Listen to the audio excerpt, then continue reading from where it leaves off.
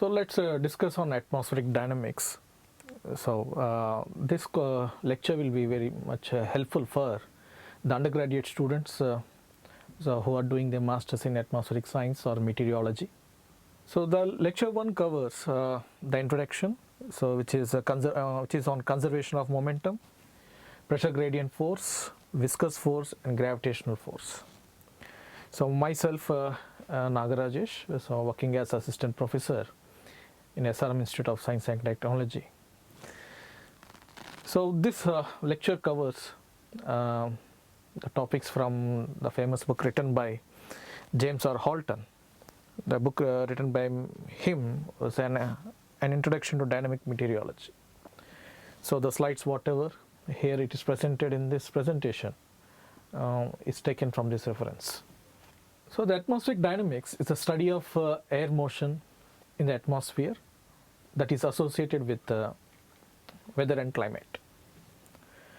So these motions affect human activity through wind, precipitation, clouds, etc. So when you look at this infrared satellite image near a wavelength of 6.7 millimeter, it's known as the water vapor channel, and this captures the distribution of water vapor roughly around 5 to 10 kilometers above the Earth's surface. The advantage of this particular capture is the water vapor is distributed continuously over the globe in contrast to clouds. So here we can see in the tropics the convective clouds and the mixing effects of eddies at higher end latitudes.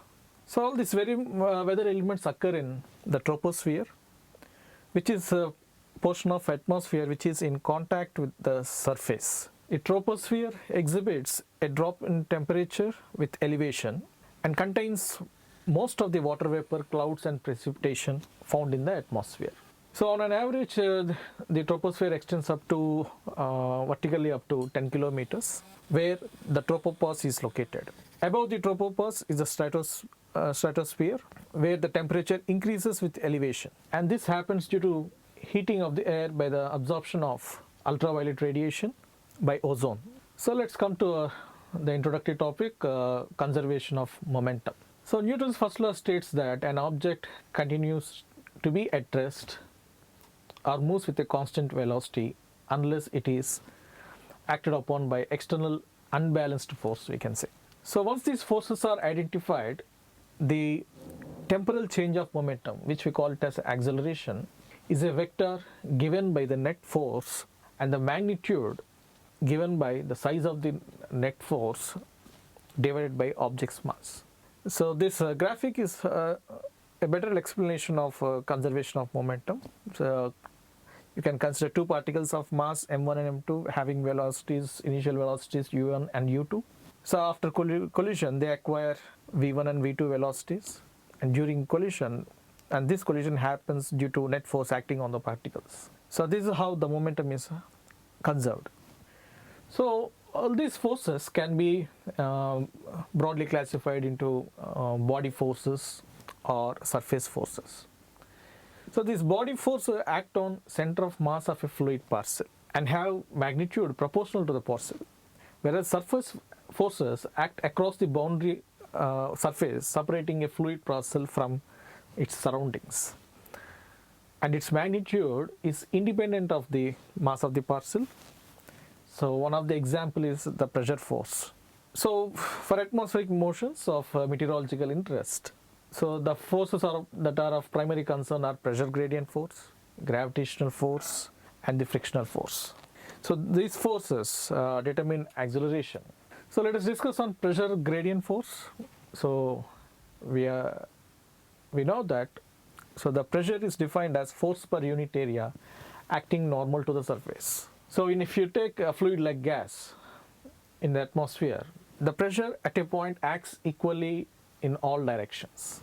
So the magnitude of the net force, due to molecules colliding with a surface, is independent of the orientation of the surface. So if you place a wall in a gas, so you can find there the pressure on one side is different from the other side. So a net force will accelerate that wall to move towards the side having the low pressure. So this this net force associated with the pressure difference is the essence of the pressure gradient force. So let us consider now an infinitesimal volume element of air, okay, so which is given by delta V equal to delta X, delta Y, delta Z, centered at the point X naught, V naught, Y naught, Z naught, as indicated in figure C. So this figure C demonstrates about or illustrates about the X component of the pressure gradient force acting on a fluid element. So due to random molecular motions, so the momentum is imparted to the walls of the volume element by the surrounding air. So this moment transfer per unit area is just the pressure exerted on the walls of the element. If we understand that if the pressure at the center of the volume element is designated by P naught, then the pressure on the wall label A in figure C, as we discussed, it can be expressed in Taylor series. So as P naught plus dou P by dou X by 2 plus higher order terms. If we neglect the higher order terms, so we can write the pressure force acting on the volume element at wall A. At wall A, the force acting, it is represented as Fax, and at wall B it is Fbx. So accordingly, we can write Fax is equal to minus of P naught plus dou P by dou X, delta X by 2, delta Y, delta Z. The same way, we can also write for Fbx, which is given by P naught minus dou P by dou X, delta X by 2, delta Y, delta Z. So the net X component of this force acting on this volume, we can write it as Fx is equal to Fax plus Fbx. So where we get minus dou P by dou X, delta X, delta Y, delta Z. Because the net force is proportional to the derivative of pressure, it is referred to as pressure gradient force. So now the mass m of the differential volume element is density times the volume. So here it is given m is equal to rho delta X, delta Y, delta Z. So now the X component of the pressure gradient force per unit mass, you can write it as Fx by m, which is equal to minus 1 by rho dou P by dou X. Similarly, it can also be shown for Y and Z components as Fy by m is equal to minus 1 by rho dou P by dou Y, and Fz by m, which is equal to minus 1 by rho dou P by dou Z. So now the total pressure gradient force per unit mass is a vector given by F by m, which is equal to minus 1 by rho gradient P. So the gradient operator is given by delta is equal to I dou by dou X, J dou by dou Y, K dou by dou Z. So now it is important to consider a few points here. So one is the pressure gradient points from low to high pressure, okay, but the pressure gradient force points from high to low pressure. So the pressure gradient force is proportional to gradient of the pressure field. So next we discuss viscous force. So any fluid, if you consider, it's subject to internal friction, so which is called the viscosity, and that causes it to resist the tendency to flow. So viscosity, when it arises, so when the fluid varies spatially, so that the random molecular motion accomplishes a net transport of momentum from molecules in fast moving air parcels to nearby slow moving air parcels. So this momentum exchange between the air parcels may be expressed as viscous force F acting along the face of the air parcel. So we can write tau, which is called the shear stress, which is equal to F by A. So then from that relation we can obtain the expression for viscous force as F is equal to tau into A. So in the vertical direction, variation in the X component of the wind, which is usually denoted with the letter U, it produces a stress, so which we can written as tau is approximately equal to mu dou U by dou Z. So this mu is called the viscosity coefficient, which depends on the fluid. As in the pressure gradient force discussion, we need the net force acting on air parcel from viscous effects. So the same way how we have approached with the Taylor approximation in pressure gradient force, but here the force is directed along rather than normal to the surface. So accordingly we can write 1 by rho dou tau z x by dou z, which is equal to 1 by rho dou by dou z of mu dou u by dou z. So for constant mu, the right side of that equation what we have discussed can be simplified to nu dou square u by dou z square, where nu is nothing but mu by rho, which is called the kinematic viscosity coefficient. So this value for standard atmospheric condition is 1.46 into 10 power minus 5 meters square per second.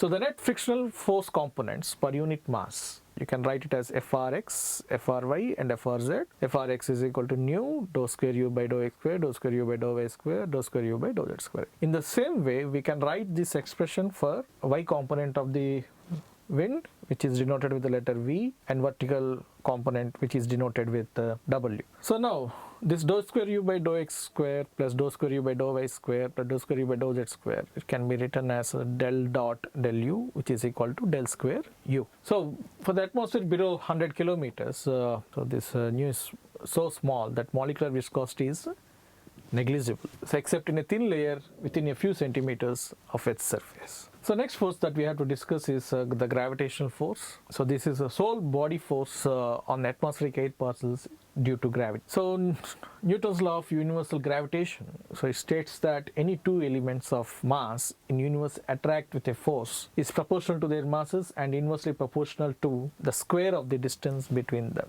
So now here is shown is if two mass elements m and m are separated by a distance r, okay, we can write the force exerted by mass capital M on this mass small m due to gravitation can be written as Fg is equal to minus g mm by r square or vector by r. So where g is called the universal constant called the gravitational constant. So this expression can further be simplified as Fg by m, g asterisk is equal to minus gm by r square r by r. So the mean radius of the earth is designated by a and the distance above mean sea level is designated by z, then neglecting small departure of the shape of the earth from sphericity, you can write r is equal to a plus z. So the same equations can be written as g star is equal to g naught by 1 plus z by a whole square. G naught asterisk is nothing but minus gm by a square r vector by r is the gravitational force at mean sea level. So for meteorology applications, if you can see z is very less than a, so that with a negligible error we can write g star is equal to g naught asterisk. Thank you.